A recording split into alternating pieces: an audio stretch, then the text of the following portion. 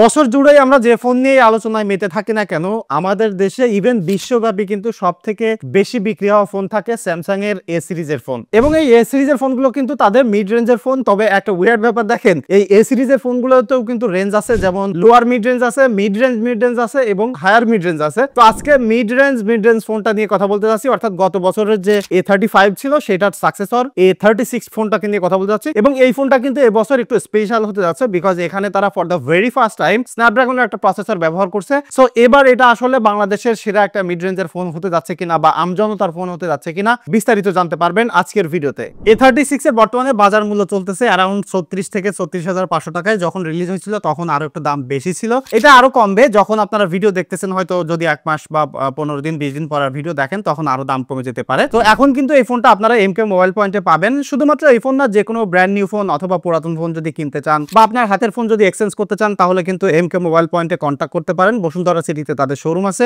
বিস্তারিত এই ভিডিও ডেসক্রিপশনে আমি দিয়ে দিচ্ছি, definitely check them out. So ফোনটা অর্ডার করলে আপনারা এরকম স্লিম একটা বক্স পেয়ে যাবেন, যার মধ্যে শুধু একটা ফোন আছে আর একটা চার্জিং কেবল আছে। কোনো প্রকার চার্জিং অ্যাডাপ্টার নাই, তাদেরকে অ্যাপেলের রোগে ধরছে, পরিবেশের নামে আমাদেরকে অ্যাডাপ্টার দিচ্ছে না। সো ফোন কিনলে এক্সট্রা টাকা খরচ করতে হচ্ছে। তবে যে জায়গায় পুষিয়ে দিয়েছে সেটা হলো ফোনটা ইটসেলফ। জাস্ট ডিজাইনটা একটু দেখেন, গত বছরের থেকে যে ডিজাইনটা তাদের ছিল সেটার একটু রিফাইনমেন্ট আনছে, তবে ক্যামেরা বাম্পটা কিন্তু একদমই টোটালি চেঞ্জ করে ফেলছে। এবং এই যে ক্যামেরা বাম্পটা না, এটা দেখে আমার খানিকটা সন্দেহ লাগতেছে। লাইক এখানে যদি ক্যামেরা বাম্পের নিচে এখানে আঙ্গুল দেই ঢুকে যাচ্ছে, মনে হচ্ছে যে এটা চাপ দিয়ে আসলে বের করে ফেলা সম্ভব। সো মনে হচ্ছে যে গতবারে ডিজাইনের পরে একটা স্লট ঢুকাই দিছে কিনা এরকম। তবে হ্যাঁ, এইটার ফ্রেমটা কিন্তু আগের মতোই প্লাস্টিক আছে এবং স্যামসাং এর আসলে উচিত ছিল 2025 সালে এই বাজেটে প্লাস্টিক ব্যবহার না করা, অ্যাটলিস্ট এখানে অ্যালুমিনিয়াম দেওয়া। তবে সামনের পিছনের গ্লাসে কিন্তু কম্প্রোমাইজ করেনি। আমি অনেক ব্র্যান্ড দেখছি, অন্যান্য ব্র্যান্ডে তারা ওই গরিলা গ্লাস 3, 5, 7 এগুলো ধরা দিচ্ছে, বাট এখানে কিন্তু তারা গরিলা গ্লাস ভিক্টাস প্লাস দিয়েছে। সো আই এম শিওর যে এই ফোনটা যারা কিনবে তারা কিন্তু লং টাইম ব্যবহার করার জন্য কিনবে। সো লম্বা সময় ধরে ব্যবহার করার জন্য এই গ্লাস প্রোটেকশনটা ভালো আছে। তবে এই যে ফ্রেমটা আছে সেটা একটু যত্ন করে আপনাকে কভার কেসিং ব্যবহার করতে হবে, তা না হলে কালার উঠে যাওয়ার একটা পসিবিলিটি কিন্তু আছে। বাট এই প্লাস্টিকটা ছাড়া আপনি যদি ডিজাইনের কথা চিন্তা করেন তাহলে কিন্তু এখানে কোনো প্রকার কম্প্রোমাইজ নাই, লাইক কমফোর্টেবল আছে। এবং এই ডিজাইনটা আমার মনে হয় যে সবারই কম বেশি ভালো লাগবে। এবং এই মিড রেঞ্জের অর্থাৎ এই সিরিজের ফোনগুলোতে দেখবেন যে এই যে ভলিউম বাটন এবং পাওয়ার বাটনের এখানে যে একটু উঁচু রাখছিল তারা, এই ডিজাইনটা কিন্তু এখনো তারা আসলে ক্যারি করতেছে। আদার দ্যান দ্যাট যে পোর্টস এন্ড বাটন সেটা কিন্তু একই রকম আছে। আমি যদি দেখাই, পাশাপাশি ডান পাশে এখানে আপনারা ভলিউম বাটন দেখতে পাচ্ছেন আর পাওয়ার বাটন দুইটা খুবই ক্লিকি আছে। একদম উপরে সেকেন্ডারি নয়েজ ক্যান্সেলেশন মাইক আছে। কথাবার্তা বলতে গেলে এটা কিন্তু আসলে ইসেনশিয়াল একটা জিনিস। আর একদম বটমে দেখেন এখানে কিন্তু ডুয়াল সিম স্লট রয়েছে। সো এখানে চাইলে আপনারা এক্সট্রা মাইক্রো এসডি কার্ড ব্যবহার করতে পারতেছেন না, তবে টাইপ সি পোর্টটাতে কিন্তু এবার 45 ওয়াট পর্যন্ত ফাস্ট চার্জ সাপোর্ট করতে পারে, সেটা আসলে এক্সিলেন্ট একটা জিনিস। আর এইটাতে স্টিরিও স্পিকার রয়েছে। সো এই বাজেটের ফোনগুলো লাইক গতবারে যে 35 ছিল এটারও সাউন্ড কোয়ালিটি খুব ভালো ছিল এবং সেটার সাকসেসর হিসেবে এটার সাউন্ড কোয়ালিটি আরো একটু বেটার। এবং মিডিয়া এনজয় করতে গেলে লাইক এই বাজেটে যারা ফোন কেনে তারা প্রচুর পরিমাণে মুভি দেখে, ইউটিউব, টিকটক দেখে, তো সো তাদের জন্য সাউন্ড কোয়ালিটি ভালো দরকার এবং স্যামসাং খুব ভালোভাবে এটা জানে। এবং এই ফোনটার ডিসপ্লেটা কিন্তু ওয়ান অফ দা লাইক কি সেলিং পয়েন্ট। লাইক স্যামসাং এর ফোনগুলো সবসময় ডিসপ্লে স্পেশাল হয়ে থাকে এবং এখানে কিন্তু এবার 6.7 ইঞ্চির একটা সুপার অ্যামোলেড ডিসপ্লে তারা ব্যবহার করছে। সো এই ডিসপ্লেটা খুবই কালারফুল। লাইক এখানে আপনি 120 হার্টজের রিফ্রেশ রেট পাচ্ছেন এবং ইউটিউবে কিন্তু আপনারা এইচডিআর ভিডিও প্লেব্যাক করতে পারবেন এবং এখানে সর্বোচ্চ 1900 পর্যন্ত পিক ব্রাইটনেস যাইতে পারে প্রপার লাইটে, লাইক ডিরেক্ট সানলাইটে ব্যবহার করে দেখছি। ডিসপ্লের এক্সপেরিয়েন্স ভালো আছে। তবে যে জিনিসটা প্রবলেম সেটা হচ্ছে যে প্রাইস সেগমেন্টে এই ফোনটা কিনতেছেন, সেটা অফিসিয়াল বলেন আনঅফিসিয়াল ফোন বলেন, চিন বেজেলটা অনেক বড়। লাইক অফিসিয়াল ফোনগুলোতেও এত বড় চিন বেজেল নাই, বাট স্যামসাং এই কাজটা করতেছে কন্টিনিউয়াসলি। আই থিঙ্ক যে এই বছর তাদের আসলে খানিকটা কমানো উচিত ছিল, যদিও A35 এর সাথে একটু কমছে, বাট এইটা আসলে দেখে ডিফারেন্সিয়েট করা যায় না। সো সেই জায়গা থেকে ডেফিনেটলি এই জায়গায় আমি আসলে তাদেরকে ভালো বলতে পারতেছি না। এবং আরেকটা দুর্বলতা এখানে আছে, সেটা হলো যে অপটিক্যাল ফিঙ্গারপ্রিন্ট সেন্সরটা রয়েছে না, এটা আমার কাছে খানিকটা স্লো মনে হয়েছে। আনলক করতে গেলে এইটা স্লো লাগে। সো তাদের এস সিরিজের ফোনগুলোতে তারা যেমন একদম সুপার ফাস্ট আল্ট্রাসনিক ফিঙ্গারপ্রিন্ট ব্যবহার করে, সেই জিনিসটা এখানে দেয়নি। বাট সেটা এক্সপেক্ট না করলেও আমি দেখছি যে অনেক ফোনে অপটিক্যাল ফিঙ্গারপ্রিন্ট সেন্সর অনেক ভালো ফাস্ট হয়ে থাকে। সো এক্ষেত্রে আমার কাছে মনে হয় যে হয়তো বা ইন ফিউচারে কোনো ফার্মওয়্যার আপডেট বা সফটওয়্যার আপডেটের মাধ্যমে আরেকটু ফাস্ট হতে পারে। তবে সেলফি ক্যামেরা দিয়েও কিন্তু ফেস লক কাজ করে। ওভারঅল মিলিয়ে যে খুব বেশি কনভিনিয়েন্ট আছে তা কিন্তু নয়। তবে এই ফোনটা যারা কিনবেন তারা আই এম শিওর যে লাইক একজন ক্যাজুয়াল ইউজার হিসেবে আই থিঙ্ক তাদের জন্য খুব বেশি ডিল ব্রেকার হবে না। জাস্ট ফাস্ট ফরওয়ার্ড ইউজার যারা যারা আছেন তাদের জন্য definitely it will be deal breaker, like they will feel like হঠাৎ করে আনলক করতে গেলে এটা স্লো লাগতেছে বা টাচ করতেছে, মাঝে মাঝে মিস করতেছে। তবে এই ফোনটাতে কিন্তু এবার IP67 এর রেটিং আছে, সো সেটা একটা ভালো ব্যাপার যে লাইক আপনি যদি ফোন ব্যবহার করেন, হালকা বৃষ্টি পড়লো বা যে কোনো জায়গায় যাইতে গেলে হালকা পানি লাগে না, সেই জিনিসগুলো এটা ভালোভাবে সার্ভাইভ করতে পারবে। সো লং টাইম ধরে ব্যবহার করতে গেলে সামান্য ময়লা টয়লা লাগার থেকে আসলে খুব ভালোভাবে ফোনটা সেফ থাকবে আর কি। তবে এই ফোনটার এবার সব থেকে যে জিনিসটা আসলে বেশি স্পেশালিটি ছিল সেটা হলো এটার processor, because for the very first time তারা এ সিরিজের ফোনগুলোতে এবার কিন্তু স্ন্যাপড্রাগনের প্রসেসর ব্যবহার করছে। তবে এখানে খুব বেশি খুশি হয়ে লাভ নাই, বিকজ এই প্রসেসরটা স্যামসাং এরই বানানো। তবে যে জিনিসটার অ্যাডভান্টেজ আমরা ডেফিনেটলি পাবো ক্যামেরা সেগমেন্টে, ক্যামেরা প্রসেসিং ডেফিনেটলি স্ন্যাপড্রাগনের অপটিমাইজেশন আমরা পাবো। সো এখানে আপনারা প্রসেসরটার সাথে কিন্তু 6GB র্যাম অথবা 8GB র্যামের ভেরিয়েন্ট পাবেন, আর সাথে UFS 2.2 স্টোরেজ টাইপ পাবেন। সো এখানে আমার একটা খটকা আছে, লাইক UFS 2.2 এখানে ব্যবহার করছে তারা। সো এখানে তারা 6 বছরের সফটওয়্যার সাপোর্ট প্রমিস করছে। সো 6 বছর পরে যে UFS 2.2 আসলে কিভাবে সার্ভাইভ করবে, লাইক 6 বছর পরে এই ফোনটা আসলে চালানোর গতি থাকবে কিনা আই এম নট শিওর। আমার কাছে মনে হয় যে খানিকটা এজিং হয়ে যাবে, খানিকটা স্লো হয়ে যাবে। সো ডেফিনেটলি স্যামসাং যখন তাদের আসলে কম বাজেটের ফোনগুলোতে 6 বছর করে মেজর ওএস আপগ্রেড দিচ্ছে, সেটা আমার কাছে খানিকটা গিমিক বা স্ক্যাম টাইপের মনে হচ্ছে। হ্যাঁ, এখানে অনেক ধরনের মতামত থাকতে পারে, তবে আমার পার্সোনাল ওপিনিয়ন লাইক যদি একটা ফোন 6 বছর ধরে আপনি কন্টিনিউয়াসলি চালাতে চান, definitely there has to be some good storage এবং ভালো প্রসেসর। অ্যাটলিস্ট এই বাজেটে যে প্রসেসরটা এখানে আপনি পাচ্ছেন সেটা কোনোভাবে আসলে লাইক প্রাইস সেগমেন্টে অন্যান্য ব্র্যান্ডের সাথে কম্পিট করা যাচ্ছে না। যারা আসলে খুব বেশি পাওয়ার ইউজার বা পারফরমেন্স সেন্ট্রিক একটা ফোন চান তাদের জন্য এটা না। লাইক যারা আসলে average user, moderate user, like social media browse করে, টিকটক ব্রাউজ করে, কথাবার্তা বলে এবং লম্বা সময় ধরে আপনার একটা ফোন ব্যবহার করতে চায়, রিলায়েবল একটা ইজি টু ইউজ সফটওয়্যার, এবং তাহলে ডেফিনেটলি এটা ঠিক আছে। বাট আপনি যদি গেমিং করতে চান তাহলে আপনার জন্য ঠিক নাই, বিকজ এটা পাবজিতে অনলি স্মুথ এক্সট্রিম এবং আলট্রা HDR আলট্রা পর্যন্ত সাপোর্ট করে। আমি ব্যবহার করতে যে লাইক গেমিং করতে যে দেখছি লাইক 43-44 ডিগ্রি পর্যন্ত টেম্পারেচার গেছে। তবে হিটিং এর ব্যাপারে যে জিনিসটা এখানে স্টিল আমি যেটা নোটিস করছি সেটা হলো যখন আসলে আমি ইউটিউব ভিডিও প্লেব্যাক করতেছি ফুল সাউন্ড দিয়ে, তখন এই লোয়ার পোর্শনটা গরম হচ্ছে, আবার যখন ক্যামেরা ওপেন করতেছি তখন এই জায়গাটা খানিক গরম হয়ে যাচ্ছে। সো ফোনটা হ্যাঁ আগের মতোই খানিকটা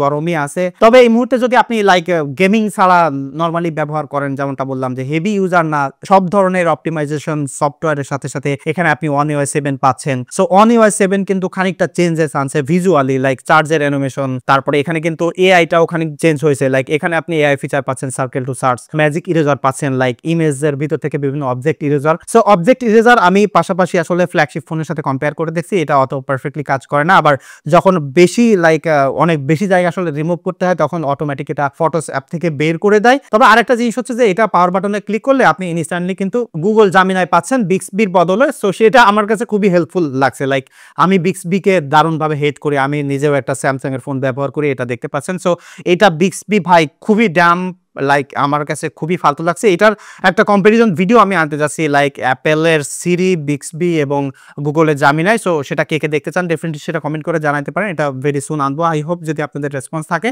তবে এবার যেটা হচ্ছে যে জামিনা ইন্টিগ্রেশনটা One UI 7 এর সাথে করছে। তো সো যারা আসলে এআই ব্যবহার করেন, বিভিন্ন রাইটিং বা হুটহাট করে বিভিন্ন জিনিসপত্র জানতে চান, সেই জিনিসগুলো এআই এর মাধ্যমে আপনারা এখান থেকে ইজিলি অ্যাক্সেস করতে পারবেন। আর যদি আমি ক্যামেরাতে আসি, এই জায়গায় আসলে এই ফোনটা অন্যান্য ফোনের সাথে খানিকটা আলাদা করে, লাইক স্যামসাং যেটা করে যে একটা ব্যালেন্স টাইপের ফোন আপনাদেরকে অফার করে। ডিজাইনের কথা বলেন, বিল কোয়ালিটির কথা বলেন, প্রসেসর, আবার ক্যামেরার যে এক্সপিরিয়েন্স, লাইক স্যামসাং এর যে ক্যামেরার অ্যাপ বা ক্যামেরার যে কালার বা যে প্রসেসিং ফটো, সেটা কিন্তু লাইক একটা ব্যালেন্স টাইপের প্রোভাইড করে, যে কারণেই আসলে এই ফোনগুলো বেস্ট সেলিং ফোন হয়ে থাকে। লাইক যারা ক্যামেরা চায় তারাও কিন্তু ক্যামেরা এখান থেকে ভালোভাবে এনজয় করতে পারে, পারফরমেন্স মোটামুটি আছে, আবার বিল কোয়ালিটি ডিজাইন তো আছে। সো এখানে মূলত আপনারা 3টা ক্যামেরা দেখতে পাচ্ছেন পিছনে, তবে 2টাই মূলত কাজের সেন্সর। একটা হলো 15 মেগাপিক্সেলের মেইন সেন্সর, যেখানে আপনারা ওয়াইস সাপোর্ট পাবেন, আর 8 মেগাপিক্সেলের একটা ultra wide sensor. So photo sample সহ আমি আপনাদেরকে পাশাপাশি দেখাই, তাহলে আপনাদের বুঝতে সুবিধা হবে। সো প্রথমত এখানে যে পিকচারটা আপনারা দেখতে পাচ্ছেন এটা কিন্তু একদম সানলাইটের অপোজিটে তোলা। সো এই জায়গায়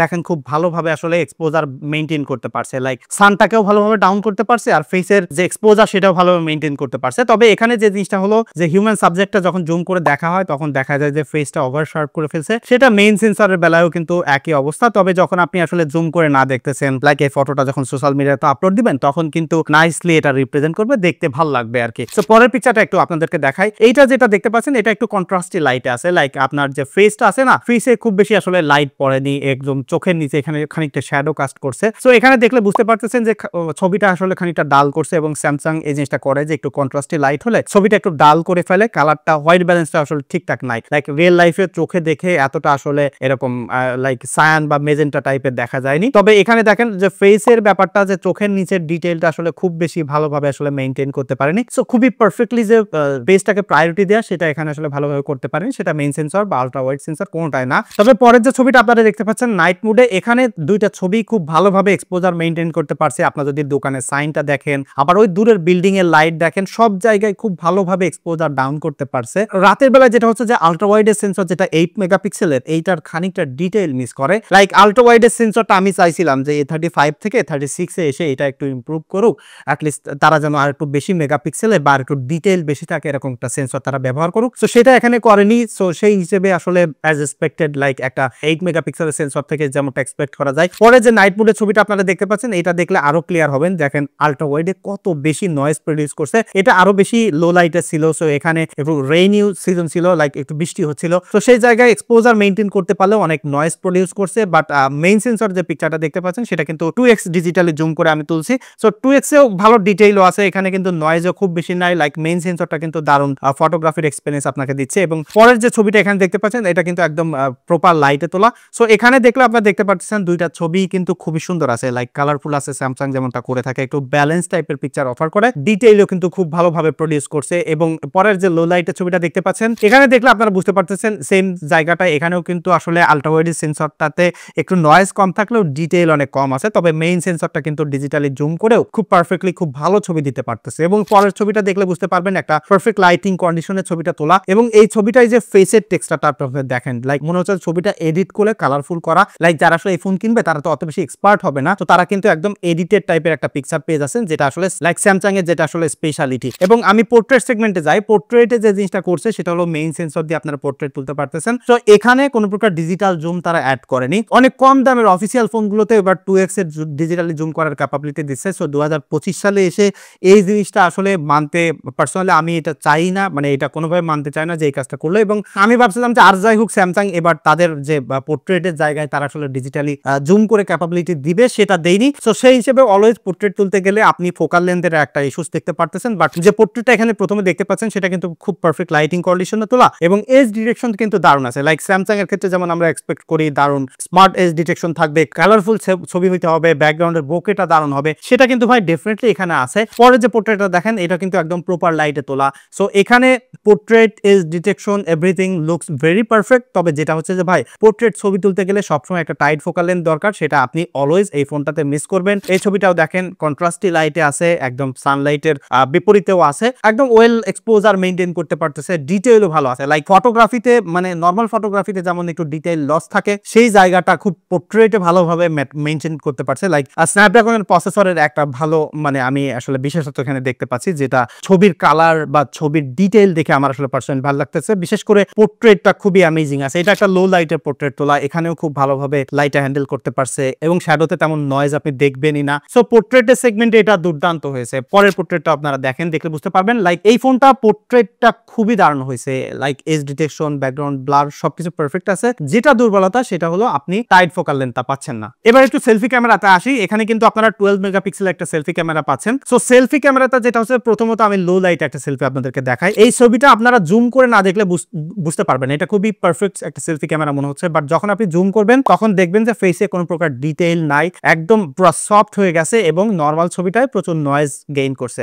সো সেলফি ক্যামেরাতে খানিকটা আসলে ডিটেইলের অভাব আছে। এরপরের ছবিটা একটু দেখাই, যে প্রপার লাইটের ছবি। সো প্রপার লাইটের যে জিনিসটা হচ্ছে স্যামসাং যেমন করে, খুব পারফেক্ট সেলফি ক্যামেরা দেয়, ফেসটা একটু স্মুথ করে এবং টেক্সচারটা ধরে থাকে, সেটা আছে। এবং পারফেক্ট লাইটিং কন্ডিশনে এটা সেলফি দুর্দান্ত আছে। আমরা পরের সেলফিটা একটু দেখেন, এটা একটু কম লাইটে লাইক সান ডাউন হওয়ার আগে মুহূর্ত, সেই সময় আসলে একটু কুল টাইপের ছবি তুলছে। But still there is lot of details like একটা সেলফি ক্যামেরা থেকে যেমন আমরা এক্সপেক্ট করি in terms of like sharpness বা কালারের ক্ষেত্রে বলেন, ইভেন স্যামসাং এর ক্ষেত্রে আসলে যেমন এক্সপেক্ট করি সেটা এখানে আছে। তবে যখন আপনি লো লাইটে যাচ্ছেন, এই সেলফিটা দেখেন, লো লাইটে গেলে এটা দারুণ ভাবে আসলে ফেইল করতেছে। লাইক লো লাইটের সেলফি লাইক এতটা ইউজেবল না। এবং আমি যেসব কন্ডিশনে আসলে সেলফি তুলছি এখানে একটা ব্যাপার আছে যে আমরা রিয়েল লাইফ সিনারিওতে আসলে ওইরকম কন্ডিশনে হয়তো বা খুবই কম ছবি তুলি, বাট স্টিল আমি যখন আসলে অ্যাজ এ রিভিউয়ার হিসেবে আপনাদেরকে বলতেছি বা অন্যান্য ফোনগুলো টেস্ট করি, তো সেরকম কন্ডিশনে যখন টেস্ট করতেছি তখন এটা অনেক দুর্বলতা আমি পাচ্ছি। বাট যখন একটু প্রপার লাইট পড়তেছে বা ফেসের পরে লাইট পড়তেছে তখন কিন্তু এটা পারফেক্ট সেলফি আমাকে প্রতিবারই দিচ্ছিল। এবং